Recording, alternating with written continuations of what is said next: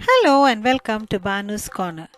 கேரளாவிலும் சரி நாகர்கோவிலும் சரி ஓணத்துக்கும் எந்த ஒரு முக்கியமான விருந்துக்கும் விசேஷத்துக்கும் இலையில கட்டாயம் சர்க்கரை உப்பேரி இருக்கும்.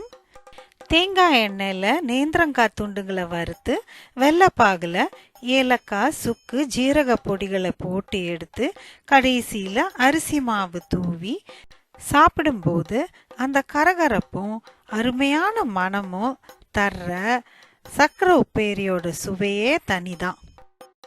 இதுக்கு தேவையான பொருட்கள் நேந்திரங்காய், வெல்லம், அரிசி மாவு, சுக்கு பொடி, ஏலக்காய் பொடி, ஜீரகப்பொடி.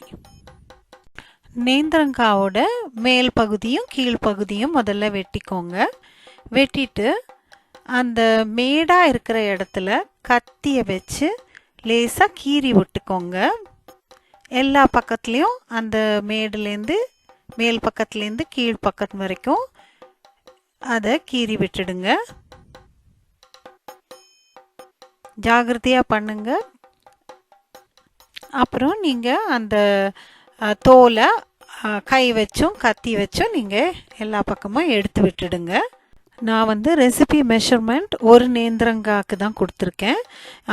நான் இன்னும் 2-3 யூஸ் பண்ணால் அது வேறு ரெசிபிக்காக யூஸ் பண்ணது, அதனால் குழம்பிடாதீங்க.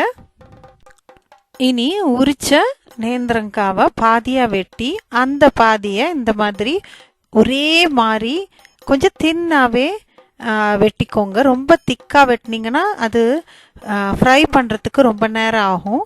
ஸோ ஒரே ஈவனாக ஒரே சைஸில் எல்லாத்தையும் ஒரு 1/2 சென்டிமீட்டருக்கு நீங்கள் வெட்டி வச்சுக்கோங்க.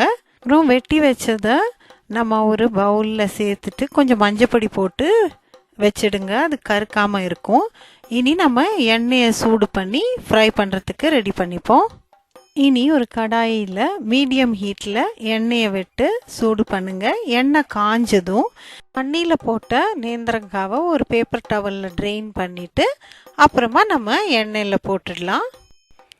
எண்ணெய் சூடாக இருக்கான்னு ஒரு துண்டை போட்டு பார்த்துட்டு அப்புறம் நீங்கள் எல்லாத்தையும் போட்டு நம்ம ஃப்ரை பண்ணிக்கலாம்.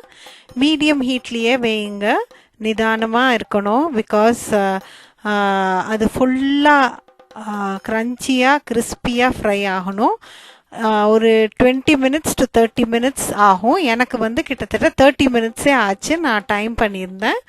ஒரு 30 நிமிஷம் ஆச்சு அது ஃபுல்லாக ஃப்ரை ஆகிறதுக்கு. அந்த பபிள்ஸ் எல்லாம் நின்று ஓஸ் எல்லாம் அடங்கி அதை நம்ம கிளறும்போது அந்த சைடு ஆஃப் த பேனில் போய் அது சத்தம் கொடுக்கும் டக்கு டக்குன்னு. அப்போனா அது குக் ஆயிடுச்சுன்னு அர்த்தம். இப்போ பார்த்தீங்கன்னா ஒரு பாதி குக் ஆகிருக்கு. இன்னும் அந்த பபிள்ஸ் தெரியுது. கம்ப்ளீட்டாக அந்த பபிள்ஸு நிற்கணும். இன்னும் கொஞ்ச நேரத்தில் ரெடி ஆகிடும். எனக்கு ஆல்மோஸ்ட் 30 மினிட்ஸ் ஆச்சு அது ஃபுல்லாக குக் ஆகிறதுக்கு. அப்புறம் நம்ம ட்ரெயின் பண்ணிவிட்டு ஒரு பேப்பர் டவலில் போட்டு நல்லா கூல் பண்ணணும். கூல் பண்ண அப்புறம் தான் அதை வெள்ளைப்பாகில் போடணும். வறுத்த நேந்திரங்காய் ஆறுற நேரத்தில் நம்ம அரிசி மாவை வறுத்து வெள்ளைப்பாகு பண்ணிடலாம்.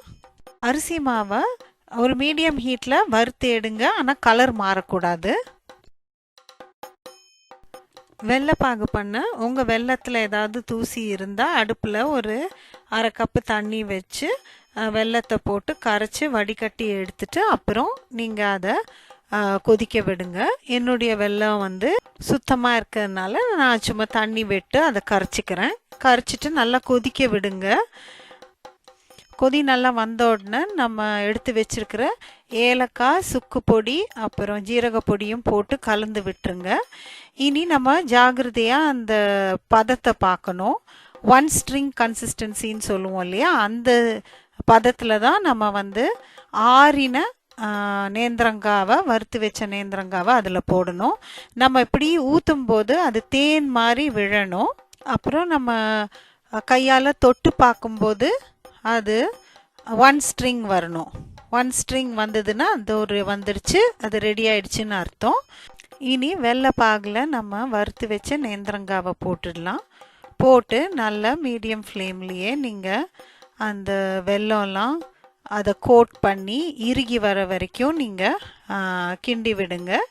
இப்போ பார்த்தீங்கன்னா இந்த வெல்லம் ஆல்மோஸ்ட் கம்ப்ளீட்டாக இறுகி வந்துருச்சு. இனி வறுத்து வச்சிருக்கிற நம்ம அரிசி மாவை தூவி அதை கிண்டி விடலாம்.